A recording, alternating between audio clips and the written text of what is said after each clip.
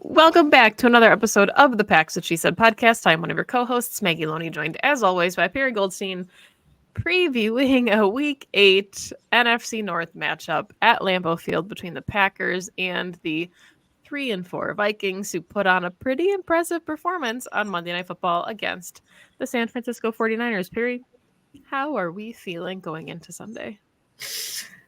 It feels like the Vikings are peaking at the exact wrong time to take on the Packers. Yeah, it was an impressive win against the Niners on Monday night. Very impressive. Yeah, I'm not even going to sugarcoat it. They looked good. I mean, Kirk, say what you want about Kirk in prime time. Kirk played really well. And I was just saying before we started recording, Justin Jefferson may be out, but the Vikings have another young receiver in Jordan Addison that looks like a hit. So, not great. Yes, they do. Yeah.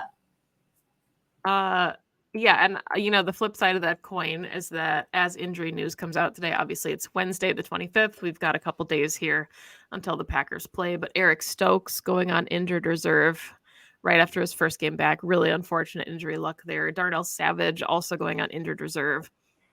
So just a lot of moving parts for this Packers team that is incredibly banged up. Aaron Jones, Luke Musgrave, Josh Myers all did not participate in practice as of today. Christian Watson, at least a full participant, which is very good news considering early results made it seem like that could be a doozy. I'm just going to pause you really quick there because we were worried. It looked bad. It looked bad. When he went down, I was like, ACL? Like it was nerve-wracking. So seeing him practice today, very, very good sign. And we're going to take those wins where we get them. Yeah, because they're few and far between. Devondre Campbell also limited. Elton Jenkins limited, which has been expected. Jair limited.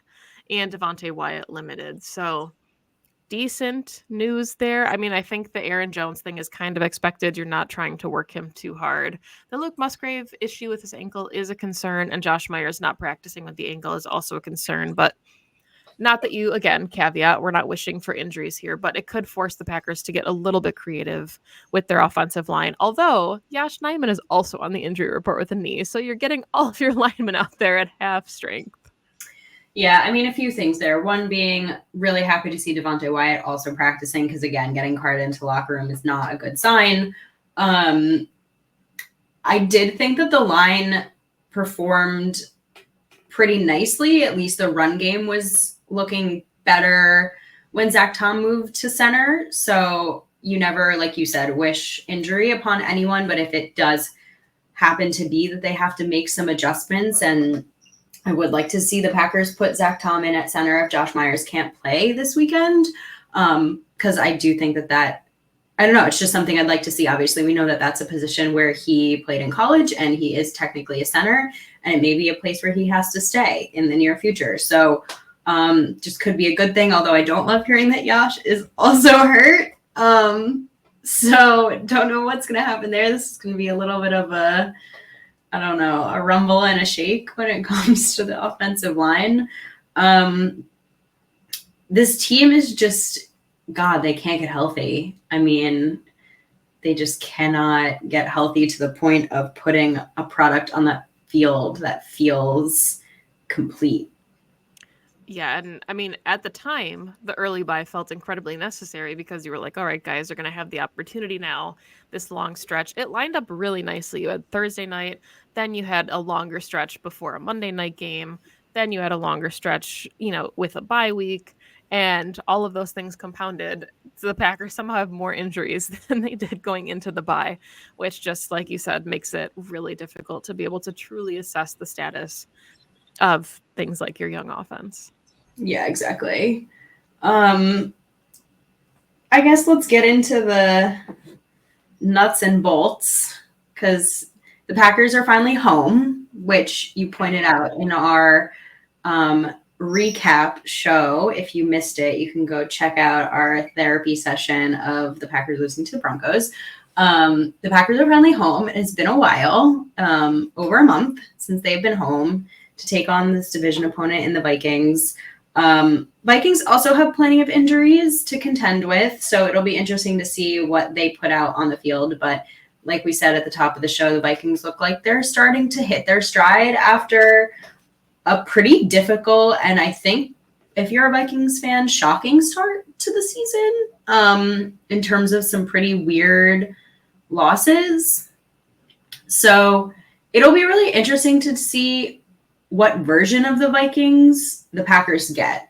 Because I don't know, similarly to like, it's kind of unclear who the Packers are this season, like what their identity is.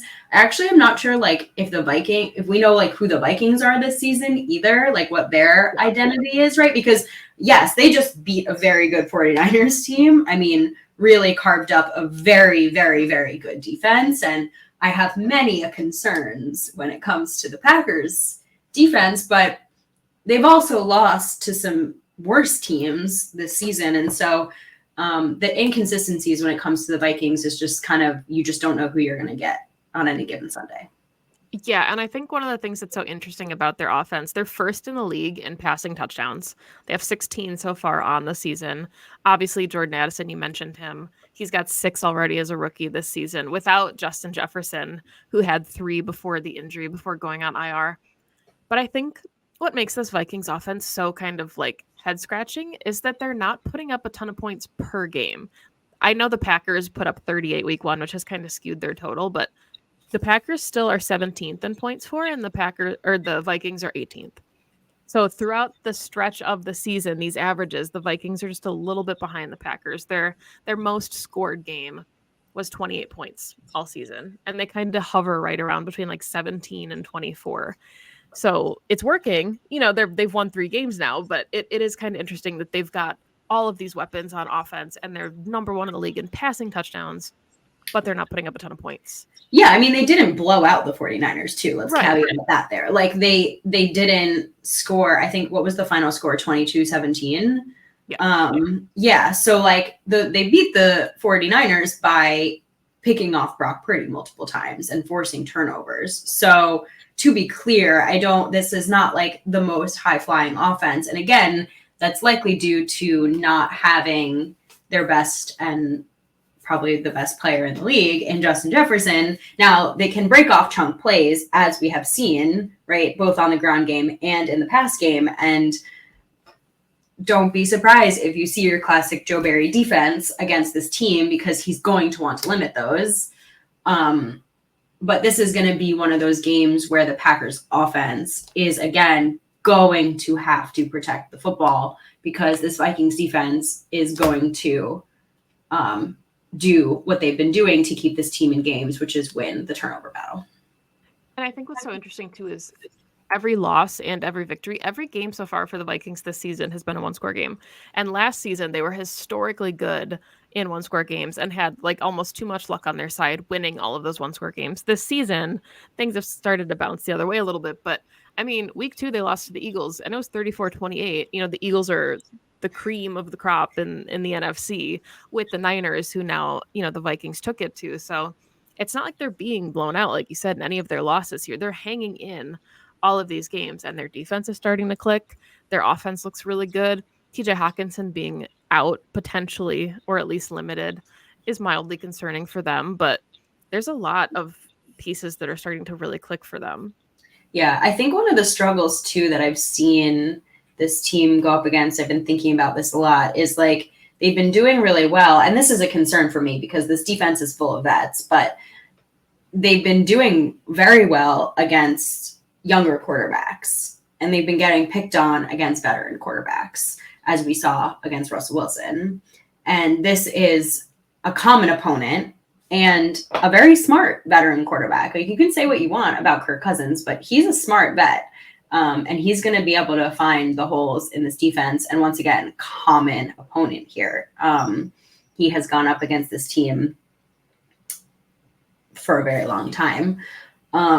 So this is going to be a little bit of a, how do I put this, brain IQ level chess match between whoever is calling plays / wearing the green dot and going up against Kirk Cousins. And I'm not sure I feel particularly great about it, especially seeing what he was able to do against a much smarter and better defense in the 49ers Monday night. Yeah. And I mean, I think there's also concerns like they are slinging it. I think they're like third in passing yards, second in attempts or something. They've had, I think, over 300 yards in at least 5 of their games, I want to say. And they've only eclipsed 100 rushing yards twice so far this season. Like they are getting their yardage through the air. And if the passing defense is supposed to be the bread and butter of this defense, well, you just lost Eric Stokes. You just lost Darnell Savage. Jair is limited right now. Carrington Valentine got bullied. God forbid he's going up against Jordan Addison on Sunday. Like, there's going to be mismatches here. And if the Packers defense wants to hang in this thing and keep it close, it's gonna be really important to try and at least limit the explosive plays from this Vikings offense because they're getting huge chunks of yardage through the air. No, they're going to have the Packers, if they cannot do what they're supposedly built to do in this game, they are simply just not a good defense. Like, can I make that statement? I feel like that's a very declarative statement, but like this is an offense that you are supposedly built to defend. So you're going to be able to need to do that. And they're missing one, potentially two, like you said, in TJ Hawkinson, of their major weapons. This team really desperately needs Jair back. I mean, really, really desperately needs Jair. I thought, and maybe I just hone in on his presence more than some other people, but I very, very much felt like his presence was missed. Sewell can only do so much when you have a 7th round rookie on the other side. I think if you have John Sewell on the outside and, you do what you need to do with the slot situation at the moment. Unfortunately, Savage has been playing actually quite nicely this season. And I think his loss is a detriment because now the safety position is even more of a liability. Although I really hope Anthony Johnson Jr. gets some looks now. Again, you're looking at this and you're saying, all right, young team evaluation. Sure. Why not put him in there and see what he can do? I think I saw someone, I don't remember who it was, so I apologize, write about how, there's a lot of guys, especially on the defensive side of the ball, who are probably not going to be back next season. Mm-hmm. And so we're looking at, and I think especially with the safety position, it was kind of like sign a bunch of guys to a 1-year deal and see who sticks. And right now, for me, no one. I don't want to see Rudy Ford back. I'm sorry, I love Simone Biles, but I don't think Jonathan Owens is it. There's a bunch of guys who I just don't think should or can be back next season. You just drafted someone. So why not take this opportunity in this season to put Anthony Johnson Jr. back there, especially now with Savage on IR? See, I want Rudy Ford back, but I think it's because this room is so decimated that you're thinking potentially next season you're at least drafting 1 or 2, or whoever you get in is going to be relatively young. So I see him coming back as a vet presence, but I'm not sure he comes back as any type of long-term starter. And I think Darnell would have been in that same boat too now, but considering he's on IR for at least 4 weeks, we don't know what that's going to look like. So it is a good question. I was thinking about that. Does Darnell, if he played the way he's been playing all season, did he earn a second contract? And I was feeling the answer was yes. Maybe not a major money deal, but I thought he was playing really nicely. I don't know. It's really, the injury is really unfortunate.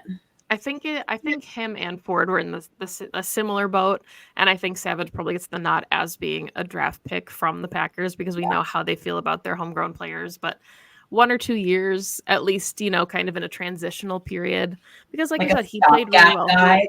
Yeah, stopgap kind of player who has the opportunity to kind of keep putting contracts together. And I think you laden those with, right? Like what Jordan Love did. You kind of bet on yourself and you have the opportunity to make more money that way.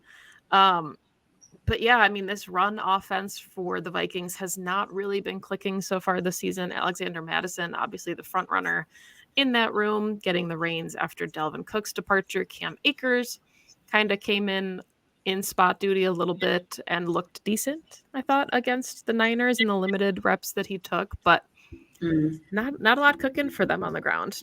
I mean, every team comes in and has a career They ignite their fire against the Packers. So I'm definitely curious what Kevin O'Connell decides to do against the Packers, because you're right. Like, their team gets their yardage through the air, but if he does want to test out his stuff on the ground and it works, then like, I don't know. He's unfortunately, I think his entire playbook is kind of at his disposal against this team until the Packers show him that they can shut one of those two things down. I'm being really hard. I'm being really harsh. I'm sorry. Should we flip it then? Let's talk about this Packers offense and how the Packers offense can be successful against the highest blitzing defense in the NFL, and Danielle Hunter leading the league. At least he was last time I checked, with 9 sacks so far this season.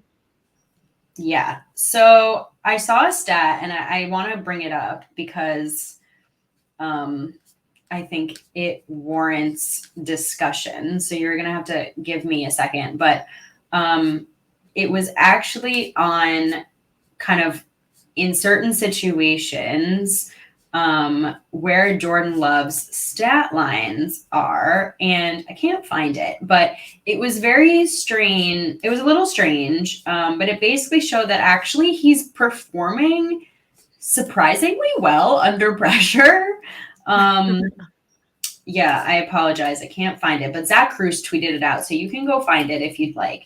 And he's performing pretty well under pressure. You're going to just have to trust me because I can't find the stat line now, and I'm really sorry. And Zach just tweets a lot, so I'm going to be scrolling for a little while now. But look, like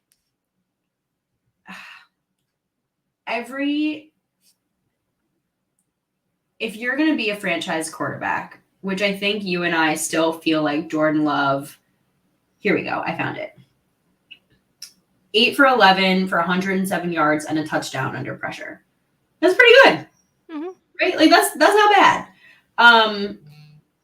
He's best on play action, which cool. It's not surprising, yeah, not surprising at all. If you're gonna be a franchise quarterback, you need to be able to perform under all different types of moments, and we have seen him get blitzed under all hell in his very first start ever in Kansas City, and it didn't go well. And that's just something that good teams are going to do to young guys to rattle them, right? It's going to be a situation that he's going to need to learn from, because as soon as you can start getting the ball out and performing under pressure, your performance against the blitz mitigates the blitz. Because as soon as the blitz stops working, they have to stop doing it. You force them, you dictate to them. So like this is huge for Love, because we have all these questions still about him, warranted or not, some warranted, about whether he is the future for Green Bay. And if he can answer one of those against this Vikings defense, amazing. Right? That's actually one of them that has nothing to do with his receivers, has nothing to do with play calling. If he can have an answer and can perform under pressure against a Vikings defense that blitzes a ton, amazing, right? Like that's key, and that's huge for his future as potentially the Packers franchise quarterback. And I think that goes into this larger conversation about the Packers offensive line as well, because obviously you want an all-pro left tackle out there for your young quarterback, but that's not happening, right? Like that ship has sailed. David Bakhtiari is on injured reserve. So now you have to get creative, because we saw the failed experiment with Max Crosby and, your 2 tight ends and trying to chip him off the line and all these things. You've got Danielle Hunter coming in. TJ Watt's still down the line. You've got Aiden Hutchinson again. Like, it's not going to get any easier. So the offensive line either has to play better, or you have to start getting creative, because again, like all of the ways that you assess your young quarterback, if he can't throw the ball because he's running for his life or because he's getting blitzed to high hell and they don't have a solution for it, like Yeah. it's and it's a bigger problem, right? Then it's Yeah. easy to sit here and say what, the issues are, but it's true. And I mean, I know there were some quotes. I think it was Jaden Reed had said like all the offensive players got together this week and they went over film together to try and get on the same page. And like those are all the things that you want to hear, but you also have to start to wonder a little bit like, is the problem fixable? Because every week guys are saying the same things like we're almost there, we're so close, we're getting the pieces together, we're like things will start to click. But you're going into week 8, like you're almost halfway through the season. And I don't know how much grace you are able to give your team when you have all of these glaring question marks that you need answers for. Well, I mean, we'll see, right? Like, if the offense looks nominally better this week, then yeah, they get That's some progress. Yeah. Right. Yeah. I mean, I am still under the belief that like there's enough talent on this side of the ball that things can and should start clicking. I think Tucker Kraft also had a really nice quote today that was just like something that I hadn't at least thought of, which is like, we also, it's not just the quarterback who needs to read the defense, right? It's all of us young guys who are not used to reading and playing against different defenses. And so that's a little bit of part of the struggles in the first half. There's been so much discourse on Twitter through a lot of people who film study on what's going wrong with the Packers offense. And I mean, the answer is everything. Everything and all of it and nothing. And little by little, I guess my answer to your question is like, little by little, things will get better. Mm-hmm. How quickly that happens in order for the Packers to make a decision around Jordan Love is the main concern for the season, and how quickly that happens for the Packers to make a decision around some other pieces that they need to like keep or extend or, like those kinds of decisions. I don't know. I guess when it comes to this particular game, like I'm just looking for things to click just a little bit earlier in the game. Like, yeah, please, like, can you come out? Or yeah, can you come out and just look a little more cohesive a little bit sooner than the second half? It's a low bar. And I mean, we talked about it after the Broncos show. Is it the scripted plays? Like, what is preventing you from being successful in the first half?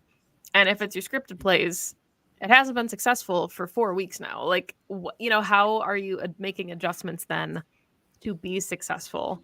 And I think those are the things that we need to see answered, because the Vikings defense hasn't been fantastic. That was like the knock against them going into the season, is that they got worse. They lost some of their skill positions, but it seems like every week somebody new emerges, right? Cam Bynum had a 2 interception performance, and he now leads the team. Didn't have a pick until this week, and then had 2. So all these things, right? Like they're gonna test a really young quarterback in Jordan Love, and how you set up your offense will go a long way in Jordan Love's success. We've seen him now make a couple mistakes when it comes to like the middle of the field and reading inside linebackers and things like that.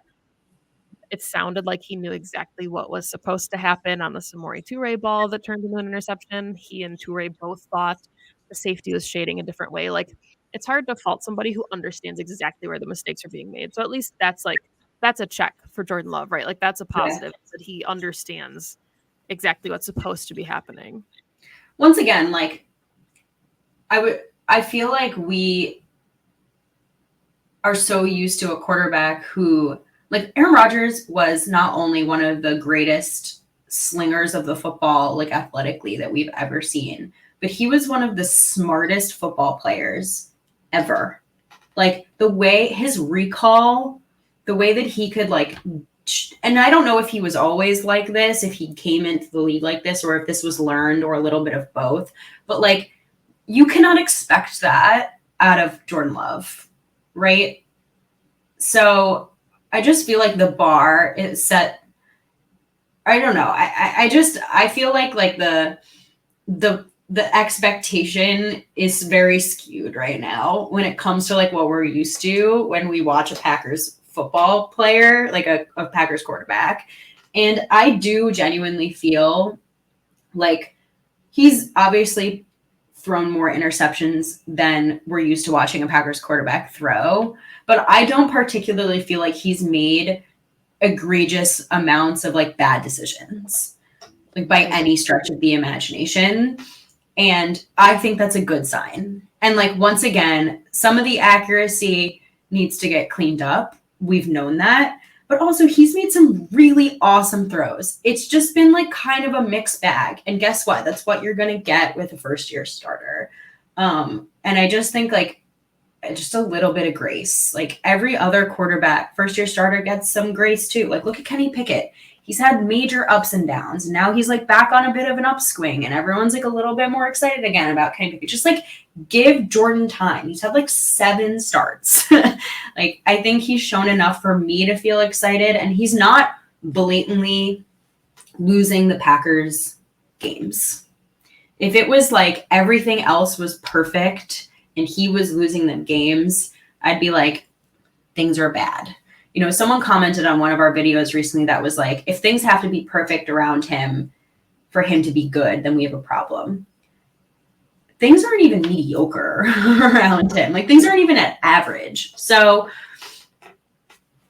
deep breaths for Jordan Love. Right now, I want to see everything around him be a little bit crisper. The offensive line, the route running, the blocking, all of that. Because once that gets cleaned up, we'll have a better picture.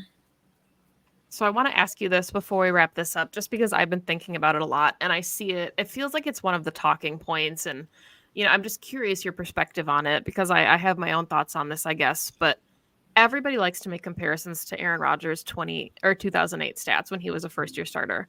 And I'm not trying to compare the players or the position. Do you think that, and hindsight's 2020, like you can't go into the season and say, well, if only they'd done this, because nobody knew, right?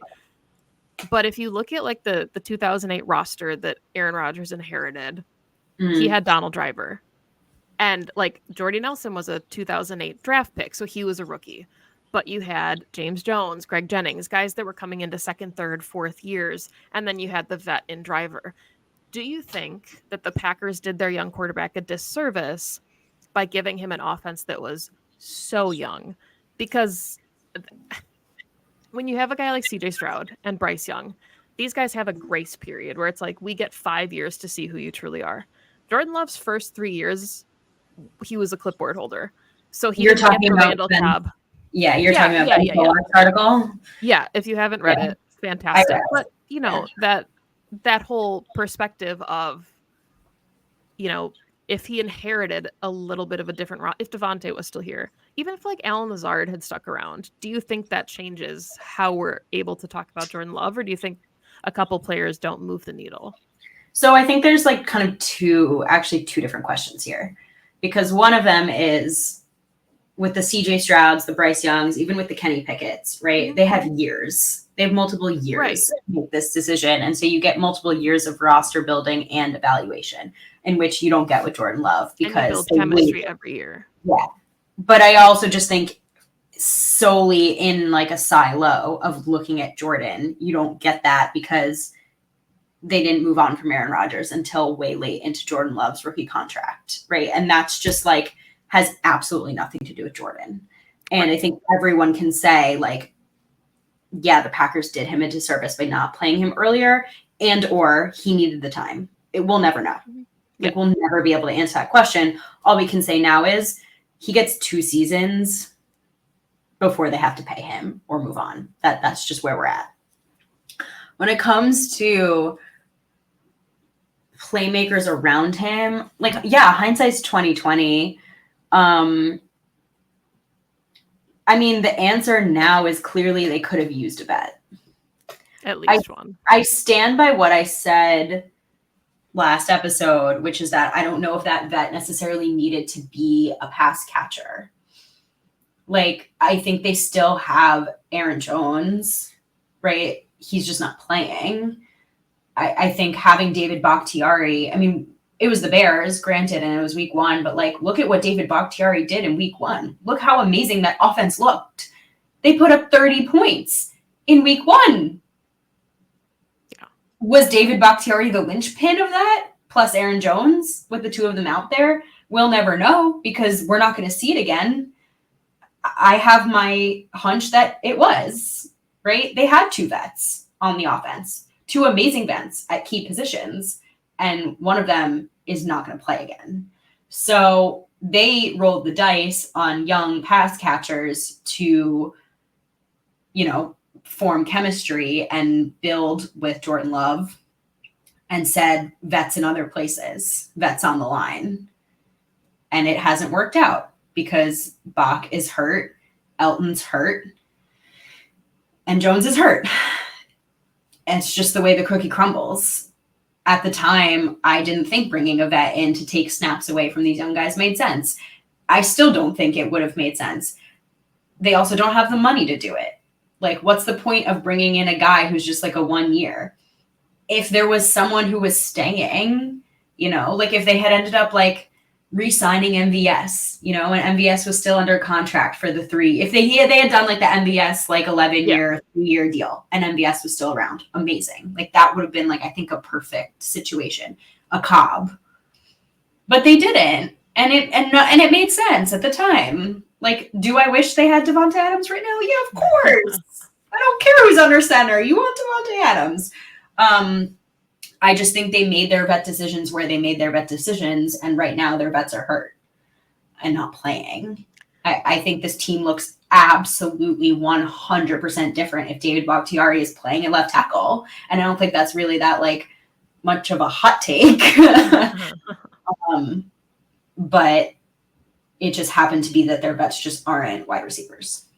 Yeah, and I mean we talked about it a little bit too in the Broncos preview show where we talked about like even if something was done at the trade deadline, the Packers don't have the cap space to commit to that. It's not going to move the needle enough for your offense.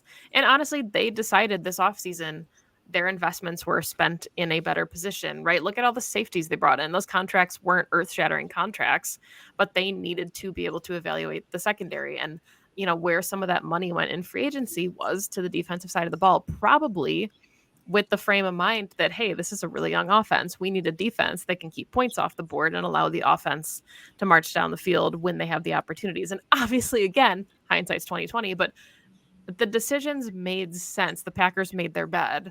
It's just you wonder, now looking back, which is the easiest thing to do is to look back, if there were some decisions that, maybe made things a little bit, would have changed the trajectory of Jordan Love. I mean, I just don't know if I disagree with the decisions. They can't help. They just can't help the way they've been hurt by the injury bug and been like, I don't know. Yeah, I mean, this is a completely different roster on both sides of the ball if everybody's healthy. Yeah. But that's the draw of the NFL. It's never going to be sure. Right? Like, I just think, like, you pair your really young QB with some fun talent. And yes, like, there's going to be growing pains, but you said it before. Aaron Rodgers only had 2. He had 1 vet in Donald Driver, but really young second-year starters and a rookie in Jordy. So they've got 2 second-year guys who looked great in their rookie seasons and a bunch of young rookie talent. Pair them with one of the best running backs in the league and one of the best left tackles in the league. That feels like a pretty good formula for your first-year starting quarterback. But you get screwed when who's supposed to be your wide receiver 1, hasn't been able to stay healthy. Your left tackle gets lost for the season.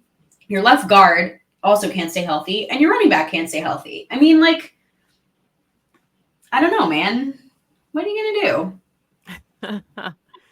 Yeah, I mean, and that's what we keep saying, right? There's no answers to this, but it does definitely make the evaluation process trickier, and the Packers really need to be making these decisions relatively soon because being repeatedly the worst time to take a quarterback is when you absolutely need one. So they banked on this, and unfortunately they still have not gotten, I think, a true evaluation given all of the chips that have stacked against them. But any final thoughts wrapping up week 8 before we host the Vikings at Lambeau Field on Sunday at noon?